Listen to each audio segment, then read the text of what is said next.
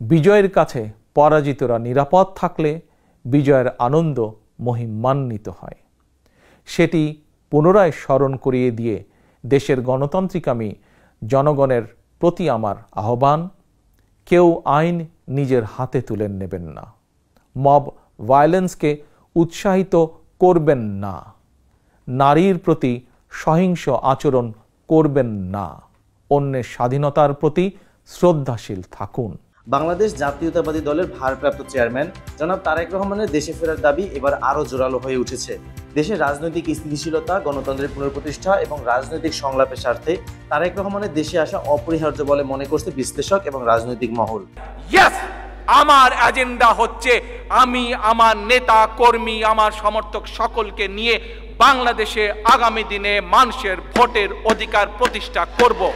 জনাব তারেক রহমান দীর্ঘদিন ধরে দেশের বাইরে অবস্থান করছেন।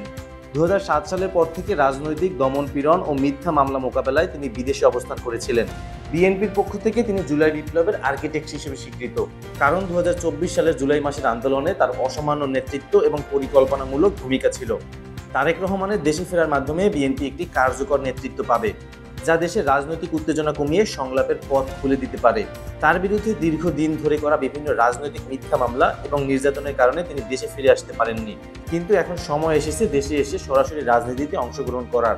প্রবাসীদের কাছে আমি আহ্বান জানাবো, আপনারা যেভাবে দেশকে গড়ে তুলতে সাহায্য করেছেন অতীতে, ইনশাল্লাহ আগামী দিনে গণতান্ত্রিক যে সরকার আসবে সেই সরকারকে আপনারা সহযোগিতা করবেন, যাতে দেশকে আমরা যারা আসবে তারা যাতে দেশকে সামনের দিকে এগিয়ে নিয়ে যেতে পারে। 2007 সালের পর থেকে তারেক রহমানের বিরুদ্ধে যেসব মামলা করা হয়েছে তা মূলত রাজনৈতিক কারণে তৈরি হয়েছে বলেই দাবি দলীয় পক্ষের।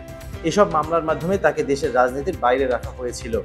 মামলাগুলোর মধ্যে রয়েছে অবৈধ সম্পদ অর্জন, দুর্নীতি এবং অর্থ পাচার সহ নানা অভিযোগ। কিন্তু বিএনপি এবং তারেক রহমানের সমর্থকরা বারবার বলে আসছেন এসব অভিযোগ রাজনৈতিক চক্রান্ত এবং এর কোনো বৈধতা নেই। আগামী দিনগুলোতে এই ইস্যুতে রাজনৈতিক উত্তেজনা এবং আলোচনা আরও বৃদ্ধি পাবে বলে মনে করছেন বিশ্লেষকরা। দীর্ঘদিন ধরে রাজনৈতিক প্রতিকূলতা এবং দমন-পীড়নের মধ্যেও তিনি বিএনপির নেতৃত্বে দৃঢ় অবস্থান রেখেছেন এবং দলের বিভিন্ন সংকট মোকাবেলায় নেতৃত্ব দিয়েছেন। সাবকন্টিনেন্টের রাজনৈতিক পরিমণ্ডলে বাংলাদেশকে নতুন উচ্চতায় নিয়ে যেতে হলে তারেক রহমানের রাজনৈতিক দক্ষতা এবং অভিজ্ঞতা অপরিহার্য।